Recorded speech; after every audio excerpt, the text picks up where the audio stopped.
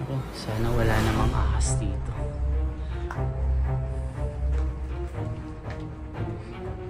Dahan-dahan. Grabe. Imagine nyo mga kababayan, pinaghirapan nyo na bahay na pangarap nyo ay ganito na siya. Uy, may ibon. Yung pangarap mo na bahay na pinaghirapan mo dito sa bayan ng Marilao, Bulacan ay makakakita tayo ng mga magagarang mga bahay. Pagkalipas ng 3 dekada, ang bayan na ito ay kinain ng baha. Ang mga tahanan dito ay iniwan na ng may-ari at makikita nyo naman ang paligid. Talagang kala mo ilog na akala mo karagatan. Nang maraming taon ay ganito lang po ang kalalabasan. Kinain ng baha yung pangarap mo. Grabe. Nakakalungkot.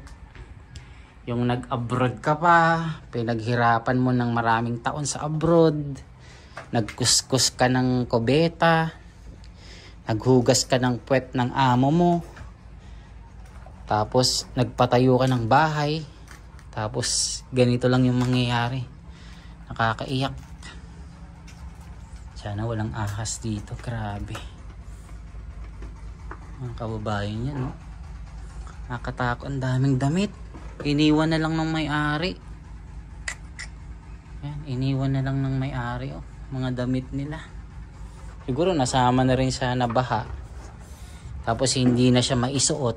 Hindi na siya pwedeng gamitin. Kaya iniwan na lang po ng may-ari. Kasi ito, nung hindi pa ito binabaha, maganda rito. Maganda mga bahay. Siyempre, dito baha na ngayon, wala na, puro tubig. Tsaka pagka bumaha dito, pangkaraniwan hanggang binte, hanggang tuhod. Pero pag mataas talaga, lagpas tao. Kaya yung iba lumilikas. Pero yung iba sanay na, hindi na lumilikas. Gumagawa ng paraan para hindi na umalis. Kasi nga, siyempre pag umalis ka, siyempre minsan hindi mo masasabi kahit na mahirap ka. May mga taong hindi siyempre papasukin yung bahay mo. Kaya gano'n. Kaya yung iba talaga nagpapataas ng bahay para pagdating ng baha, naka-ready na. Hindi na sila aalis. Pero dati nung bago pa kami dito, hindi namin ngayon, sanay na kaming nakaganyan. Kaya pagkadating ng baha, gumagawa na kami ng paraan para hindi kami, pero tumatapa kami sa tubig dito, hanggang tuhod. Minsan, yung dati, dito nga, sabi ko nga sa mister ko, paano kaya ito? Pagka yung inabot yung bahay natin, tinataas din namin yung mga gamit namin, kahit nasabihin mo wala kaming gamit. Siyempre, importante yung mga damit, mga ng mga anak ko, mga gamit sa eskwelahan.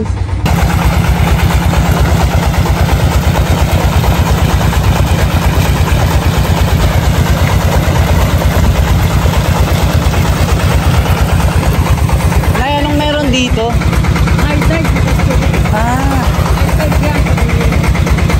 Pump ba ng baha ito? Ha? Pinapump niya? Oo, kasi nga, yung mga tubig niya, yung mga tubig doon sa mga kanal, hinihigo, pinadala dyan. Pag high-tide, pero pag naman, pinapatay ito. Pagka wala, hindi yung mataas tubig, mataas pa lang tubig. Grabe, ano? Lugar na to. Sir, kailan po kayo nandito, sir? 1999 na nandito ako. Ngayon, 1999, eto yan, yung flash daan na yan, may palay pa yan eh. Yan. Ito, sir. Yan. Sa inyo lahat to, sir? Hindi, inupahan lang. Grabe, ano? May palay yan, 1999, may palayan yan. Ngayon, dahan-dahan lumulubog. Ngayon, ang nangyari ngayon, simula noong 2009,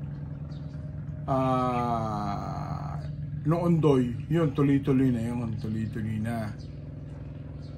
Alam ko, nung dati, 2009, may nasira na yung Prince Dam, nasira daw. Noon, kaya dire-diretso na tubig dito. Hanggang ngayon, yan, dire-diretso na tubig. Ngayon, itong Constantino, isa sa pinakamaganda nung araw to. Anong pangalan ng village, sir? Constantino. Constantino. Constantino Park kung tawagin to. nung araw park subdivision. Ngayon yan, lumubog. Dahil sa ewan ko, siguro climate change daw. Ngayon, sa dami ng dagat na tinambakan, maaaring umapaw na ang tubig dito dahil sa nung araw kasi yung Ross Boulevard or Dewey Boulevard nung araw. Ano lang yan, US Embassy, diretso yan, puro dagat yan. Wala pang mga SM MOA wala yung mga MOA nga. Diba, 1,000 hektarya tinambakan na yan. Siyempre, ang dagat, habang tinatambakan mo, hahanap na ibang tubig yan na pupuntahan. Ngayon, bukod dyan, lalong tumataas pa yan. Alam ko, itong Cavitex, dagat din. Nagtatambakan din, ano? Kaya tuloy-tuloy na umapo yung tubig. Oo, ngayon, katulad kahapon, konting lubog na ang bayan. Lumubog ang bayan dito sa may Marlaw. Ito pala yung tagahigop ng tubig, no? Nabaha.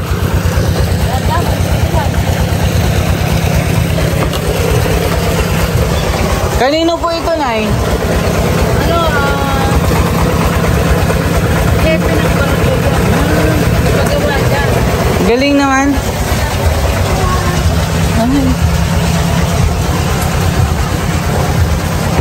So ganito dito sa ay, parang fish pond dito na yan.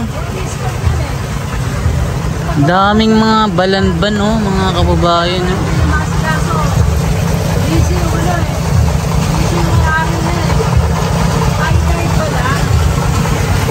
Grabe pala yung bahay dito na binaha. Sa tagal ng bahay ko yun kasi dabating kami dito, bahay na yan. Nahulog. Ay, nalubog na yan. Oo, nabagsak na siya. Tignan nga natin, Nay, dito. Ayan, nalubog na, Grabe. Sige po, Nay. Ganito ang sitwasyon dito sa Marilao.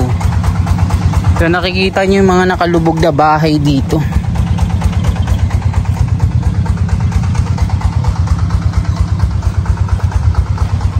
Yan, kinain na siya, Grabe yung pagtaas ng tubig, mga kababayan. Nasayang ng mga bahay. So eto na, wala na rin nakatira dito.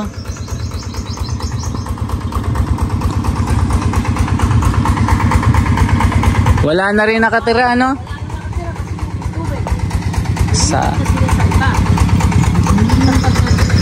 Buti sa inyo na hindi masyadong natutubig. Hindi, sa amin may tubig. Meron kami mataas na higaan. Nung nilagay ko yun doon, hanggang baywang ko. Ngayon, sabi ng mister ko, magpataas na tayo kasi nga siyempre yung mga anak ko lumalaki naman. Nagpataas ako ngayon, yung second floor ako. Pero yung ibaba na tinutulugan namin talaga, hindi ko na pinag-iba. Parang na lang namin sa baba. Pero pagpataas ng tubig, hindi higaan namin na yun, inaabot. Siguro hanggang tuhod ko rin. Hanggang tuhod? Mataas na yun. Sige na, ilakarin ko nga doon sa kabila pa. Sige, doon ka dumaan ulit. Dito ulit. Sige po. Balik mo dito pa rin. Opo, Nay. Thank you.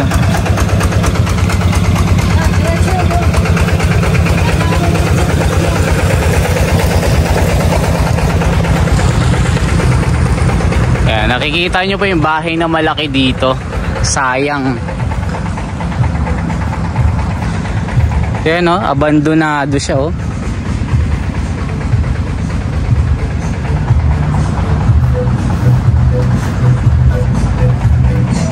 Ang bababa tayo dito. Eto pa siya, Grabe siya, mga kababayan, Sayang yung mga bahay.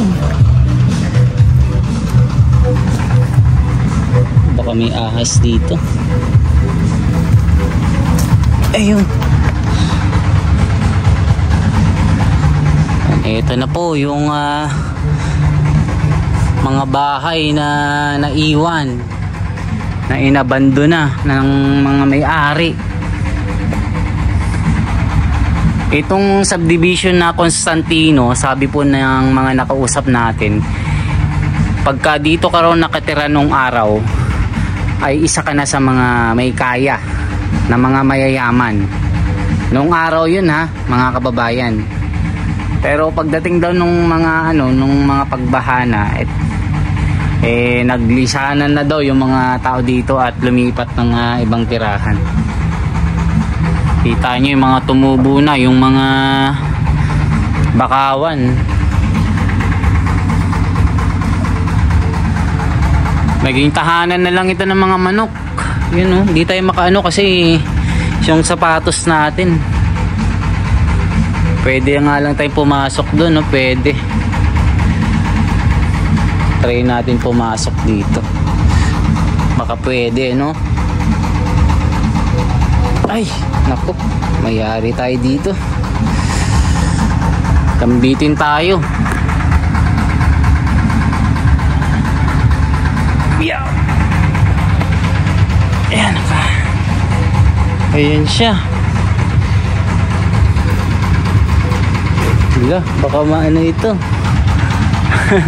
Hindi na tayo makalipat.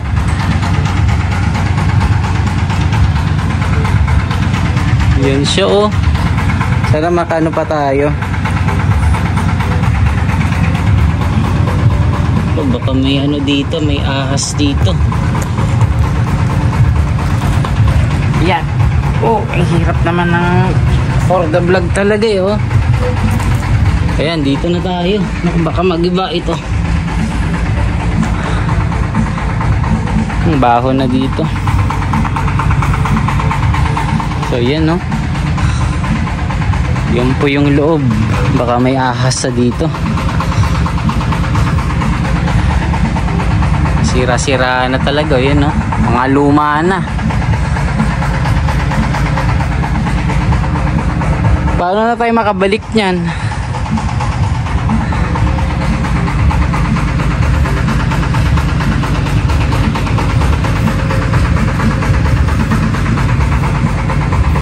Hindi tayo makabalik ka. Ako, yari tayo.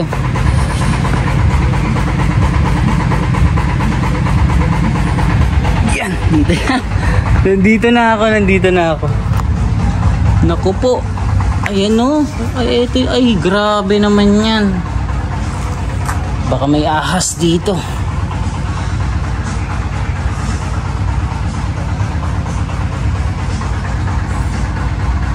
Grabe. Pasukin natin. Kumbaga sa Ilocano, bari-bari. Nakapasok na tayo dito. Nagpaalam naman tayo eh. Opo. Ito na yung bahay.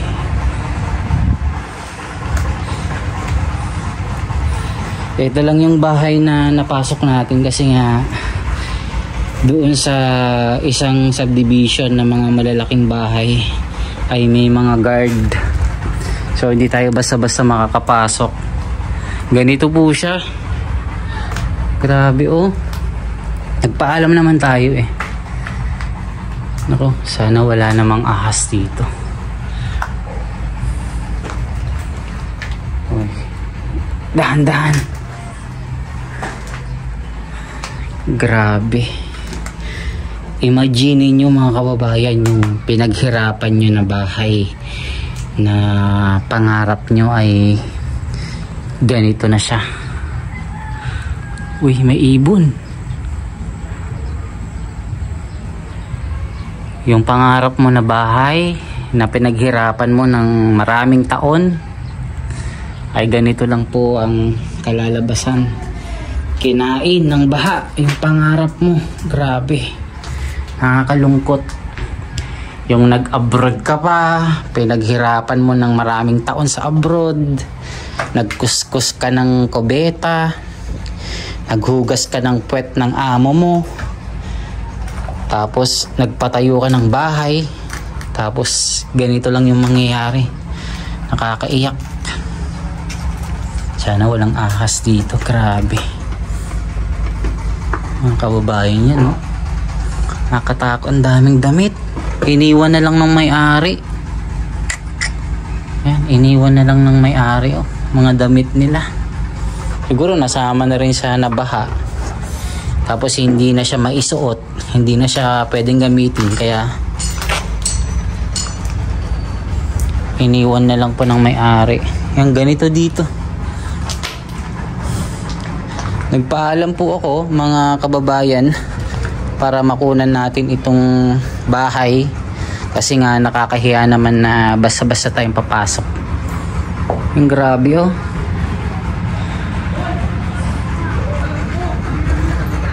Hindi na tayo makalabas. Yeah, may mga ano na, may mga tawag dito.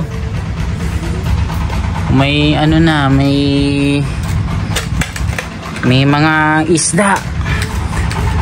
Mga bata, oh. Ay, lalabas na tayo. Paano tayo makalabas dito? Ah, dito pwede. Pwede tayo makalabas. Dahan-dahan lang. Ayan.